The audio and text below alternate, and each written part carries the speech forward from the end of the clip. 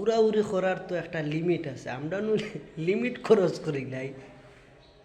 আমরা নমাজ পড়ার লাগি দইলাম মসজিদের গাটো ইয়ে অজু করলাম, অজু কইরা অজু করতে করতে দেহারাম হিবাই দি ইমাম সাহেবে রুকুত গিয়া আরছুন, সিদা উমা সুমা কুল্লি মুখ দইয়া একবারে উড়াউড়ি কইরে আর মসজিদের গেইটু আওয়া মাত্র এক জুতা বারে তো আর এক জুতা ফিন দিয়ে গিয়া নমাজও খারাপ হয়ে যায়।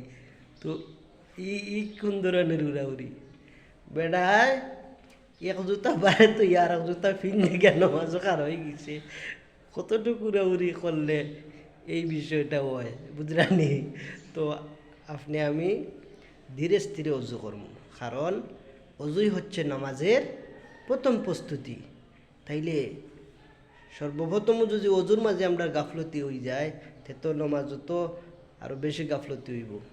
অজু যত সুন্দর, নামাজ তত সুন্দর হবে, আমি আশা রাখি।